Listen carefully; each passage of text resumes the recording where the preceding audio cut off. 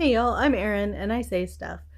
I've been watching this male loneliness epidemic, this 4B movement, and it occurs to me that somehow most of my stepsons have avoided being 4B victims. And I think some of that comes down to the things that they learned while they were in my care. So I just wanted to share a few of the things that I did to help my sons to be successful and successfully partnered in their early 20s. Um, First thing is that I started when they were pretty young. The youngest one I think is probably the most successful and has most successfully absorbed these lessons. So you want to start when they're very young.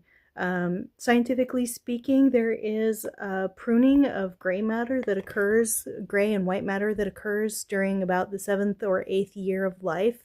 And about that point, they start pruning back the neural connections that aren't being used. So you need to make sure to make that imprint before that age of 7, before those neural pathways are pruned back. Now, to lay the ground though for learning, as with any instance of learning, whether it's employees that you're trying to train, whether it's teenagers, whether it's animals, the foundation for learning is to feel safe and secure. Like it's okay to make mistakes.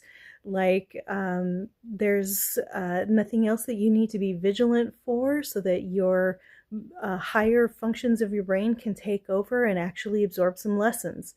So, in the very start, with a young child, feeling safe and secure means knowing what to expect. Not being faced with the unexpected means having a routine. So that might mean knowing that everyday meals are going to come at 6 p.m. and that we're going to go to bed at 7:30 and that we're going to wake up the next morning at whatever time, and that we're always going to do our chores before we go out to play, and that we're going to change our clothes before we go outside to play. That sort of thing. Having an expectation of what is coming is going to lay the ground for somebody to feel safe and secure and open to learning. So if you want your boys to be 4B proof, start with that. Lay a foundation of routine. If you have a cat, that will help. But if they have a routine, they know what to expect and they can open their brains to learn.